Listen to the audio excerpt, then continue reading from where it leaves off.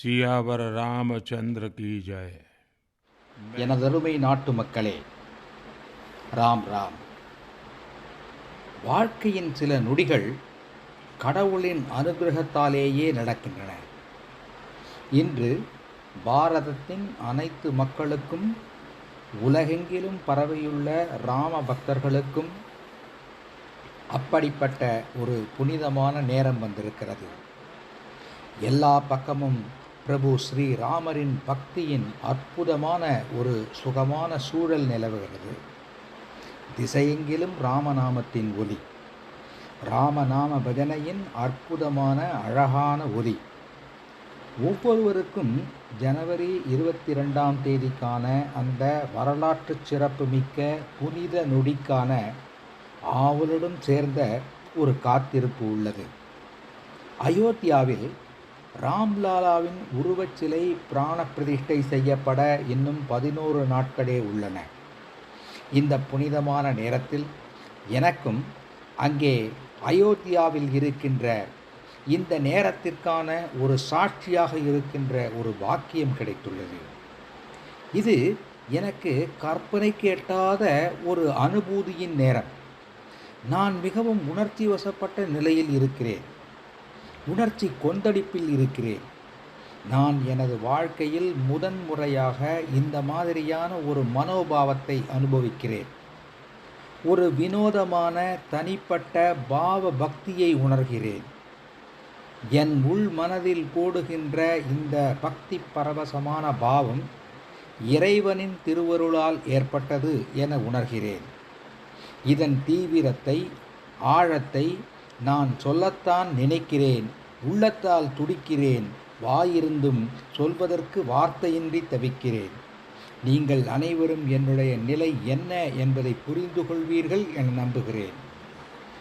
எந்த லட்சியத்தை பல தலைமுறைகளாக, பல ஆண்டுகளாக அனைவரும் அடைய வேண்டும் என நினைத்து வாழ்ந்தார்களோ, அது நிறைவேறும்போது எனக்கு அந்த இடத்திலே இருக்கின்ற அதிர்ஷ்டம் கிடைத்துள்ளது.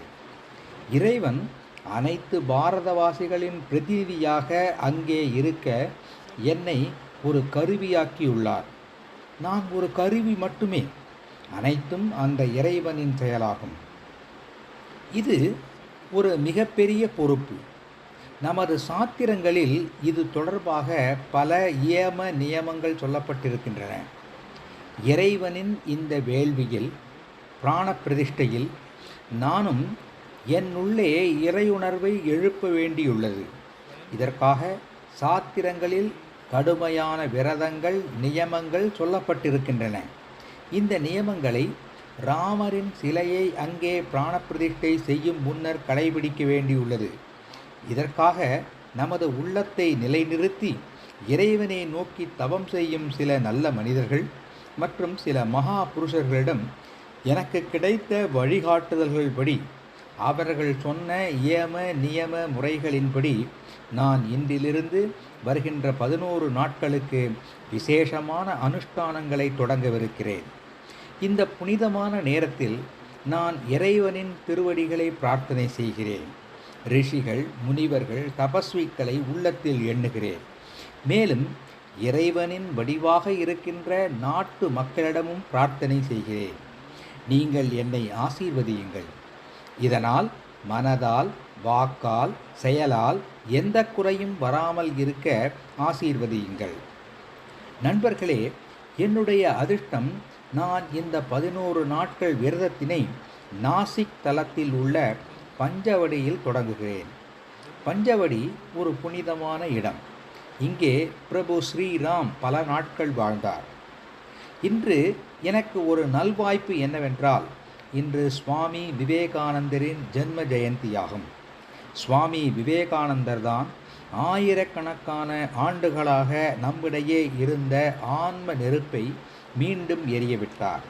இன்று அந்த தன்னம்பிக்கைதான் நமக்கு முன்னே ராம ஜென்மபூமி திருக்கோவிலாக வடிவெடுத்து நிற்கிறது. இதிலே மற்றொரு சிறப்பு என்னவென்றால், இன்று அன்னை ஜீஜாபாய் அவர்களின் பிறந்த தினமும் ஆகும். சிவாஜி போன்ற ஒரு மாமனிதரை, வீரரை அன்னை ஜீஜாபாய் பெற்றெடுத்தார். இன்று நாம் பாரதத்தின் தடையில்லா வளர்ச்சியை பார்க்கிறோம். இதிலே அன்னை ஜீஜாபாயின் பங்களிப்பு மிக முக்கியமானது. மேலும் நண்பர்களே, நான் அன்னை ஜீஜாபாய் அவர்களை நினைக்கும்போது எனக்கு என்னுடைய தாயாரின் நினைவும் வருகிறது. என்னுடைய தாய் தன் வாழ்வின் இறுதி வரை ஜபமாலையை உருட்டியவாறு சீதாராமனின் பெயரை ஜபித்து கொண்டிருந்தார்கள்.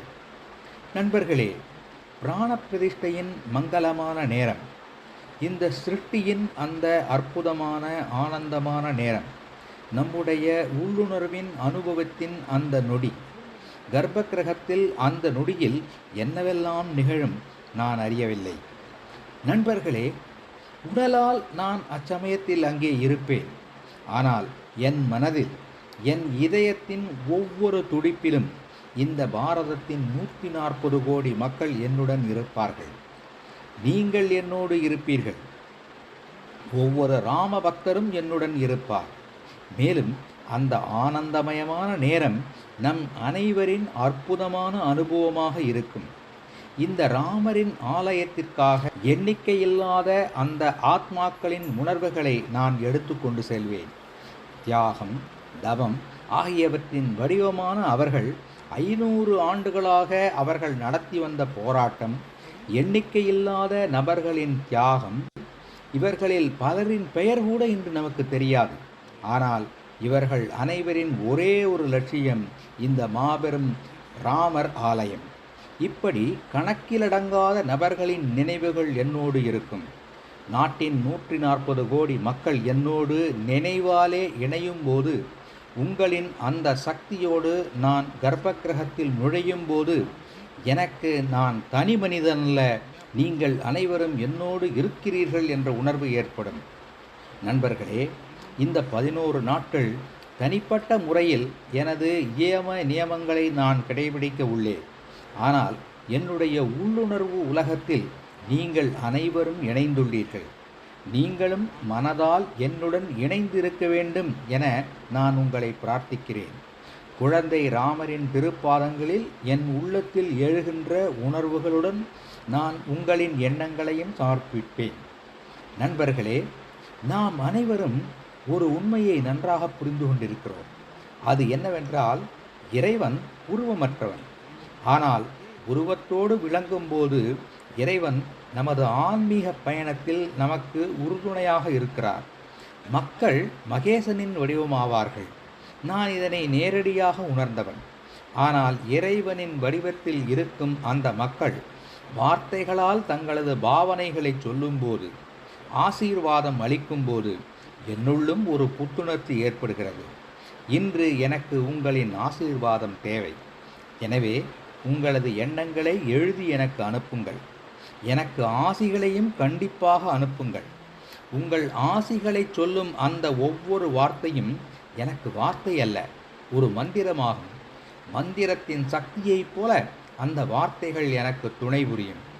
நீங்கள் உங்கள் வார்த்தைகளை, உங்கள் எண்ணங்களை நமோ செயலி மூலமாக எனக்கு அனுப்புங்கள்.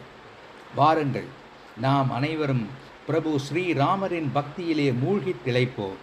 இந்த ராம பக்தி பாவனையுடன் ராமரின் பக்தர்களாகிய உங்கள் அனைவருக்கும் என்னுடைய கோடி கோடி வணக்கங்கள். कोटि कोटि नमन। जय सिया राम, जय सिया राम, जय सिया राम।